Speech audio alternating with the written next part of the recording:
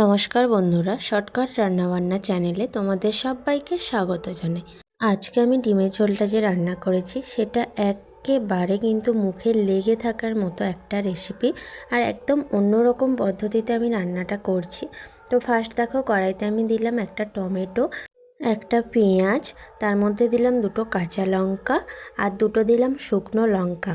এছাড়া দিলাম আদা আর রসুন, আর হাফ টিস্পুন দিলাম লবণ, আর হাফ টিস্পুন দিলাম চিনি, আর দিলাম আমি হাফ বাটি মটরশুঁটি। এগুলো আমি গরম জলে বসিয়ে দিলাম। এবার চলো ডিমটাকে ফাটিয়ে নিই। তো আমি দেখো দুটো ডিম নিয়েছি। দেন ডিমের মধ্যে আমি দিয়েছি কাঁচা লঙ্কা, আর দিয়েছি কুচনো পেঁয়াজ, আর অল্প একটু দিয়েছি জিরে গুঁড়ো দিয়ে বেশ ভালো করে কিন্তু আমি ফাটিয়ে নিলাম, যতটা ভালো পারবে ফাটাবে। দেন আমি দেখো ওই গরম জলের ওপরে একটা লোহার বেড়ি দিয়েছি। তো তোমরা যে তারগুলো হয় সেইগুলো বসাতে পারো, আমার কাছে ওগুলো ছিল না, এটা ছিল, তাই আমি এটা বসালাম। দিয়ে ওপরে ডিমটা দিয়ে কড়াইটাকে আমি ঢাকা দিয়ে রেখেছি। আর আস্তে আস্তে দেখো ডিমটা সাদা হতে শুরু করেছে, দেন একেবারে ফুলেও গেল। আর এতটাই ফুলেছে মনে হচ্ছে যেন বাটির থেকে বেরিয়ে আসবে, তোমরা দেখলেই বুঝতে পারবে।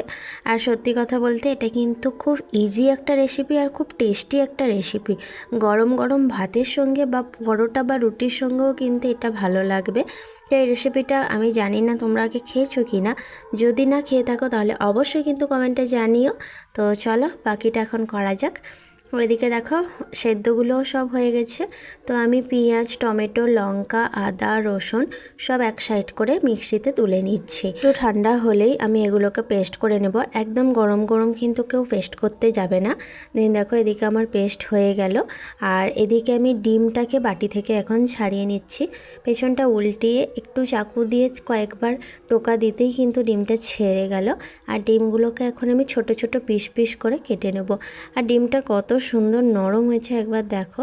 তো আমি একদম একটা সাইজ করে করে ডিমগুলোকে কেটে কেটে নিলাম। আর এরকম নতুন নতুন রেসিপি জানতে তোমরা অবশ্যই কিন্তু আমার চ্যানেলটা সাবস্ক্রাইব করে নিও। আর কেমন হলো আজকের রেসিপিটা কমেন্টে কিন্তু জানাতে ভুলবে না।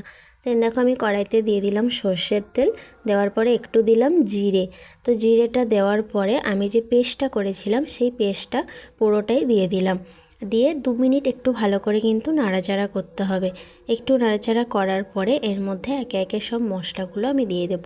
হাফ টিস্পুন করেই আমি সব দিলাম। লবণ, হলুদ গুঁড়ো, রেড চিলি পাউডার, ধনে গুঁড়ো, জিরে গুঁড়ো, গোলমরিচ গুঁড়ো দিয়ে বেশ ভালো করে আরও 2 মিনিট আমি এটাকে কষালাম।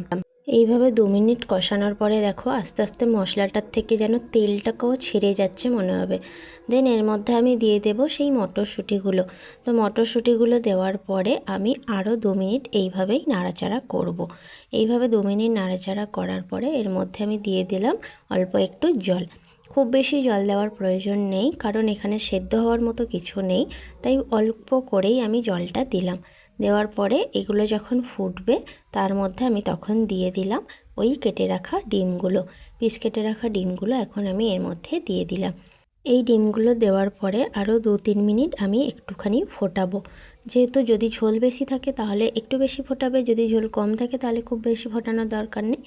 দেন দেখো আমার ডিমের রেসিপিটা একদম রেডি হয়ে গেছে। তো দেখতে যেমন সুন্দর, খেতে অবশ্যই তার থেকে বেশি সুন্দর হয়েছে। তো চলো বাই বাই।